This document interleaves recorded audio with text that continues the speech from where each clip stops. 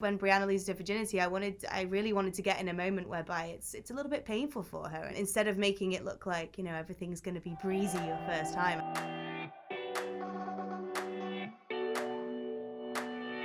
A lot of the stuff that's been brought attention to Outlander is its exploration of sexual violence. Yeah. I was reading about this, and actually the way it does it is because how likely it was that it would have happened in the 1800s, but it's still quite a difficult thing to reconcile with as a viewer, and I guess as an actress as well who lives in the modern world that we live in.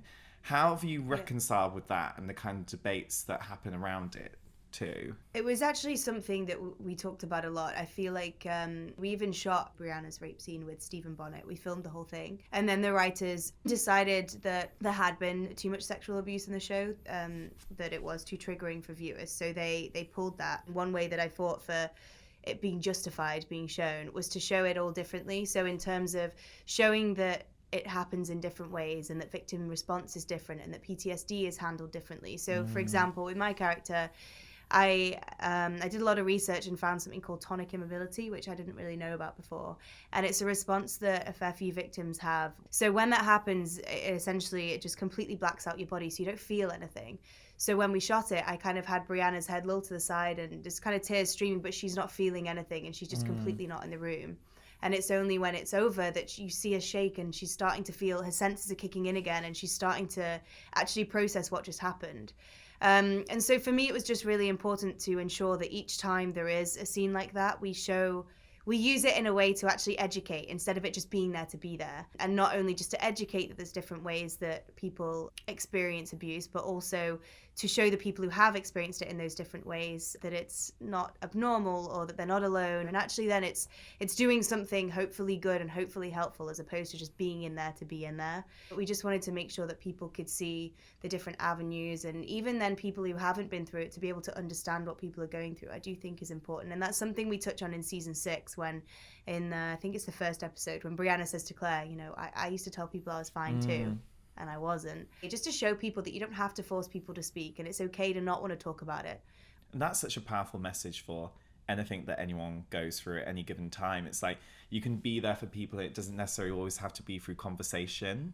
When I was doing the research into you and how much work you put into these storylines as well, you did so much research into it. What kind of really stuck with you from that kind of research you did?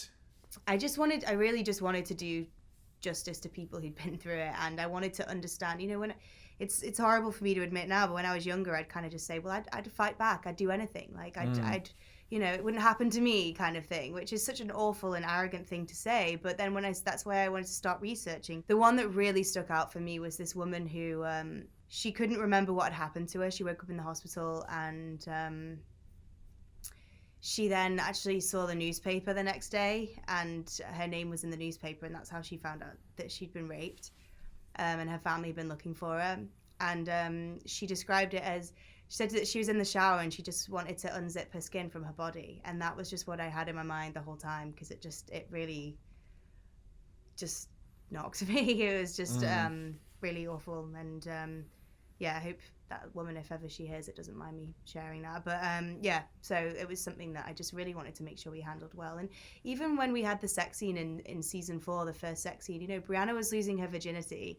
And I feel like so much on screen and TV, everything's so clean and sex is so seamless, and nobody ever mentions a condom or STIs or if you're on the pill. There's not often a conversation. And I think Brianna and Roger and Outlander are bringing in this whole new generation of fans. They're a lot younger, and I think that they need to be shown that stuff's sometimes messy, and sometimes messy conversations have to be had.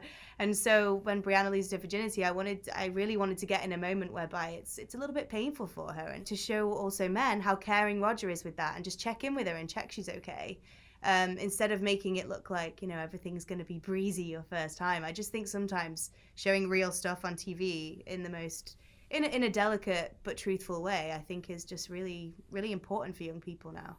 It's so true. And I think as well, being an actress playing this role where there is a lot of trauma involved as well. And I always remember hearing this quote from Elizabeth Moss in an interview when she was talking about The Handmaid's Tale. And she said that sometimes when she does those scenes, it's kind of like your mind knows it's not happening, but then your body almost feels like later it has almost happened to you, and it can be very affecting afterwards.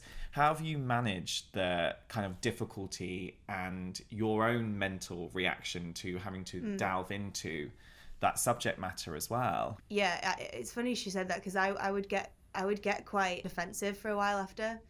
Like being intimate sometimes after you've done a scene like that, and you've been in that character's mindset for so long as well, because I suppose like her, it's a show. It's not, if you're doing a film, not to say that people's experience is any different or any less, but it's a shorter period of time, whereas I'm in Brianna's mindset 24/7, and even between seasons we're prepping for the next season, and it's go go go, or we're doing press. And so yeah, for a while after doing that scene, no matter how much you distance yourself, no matter how much it's not real or whatever, yeah, there is an element where it's almost like your muscle memory or something subconsciously does kind of go into that slightly defensive, jumpy mode.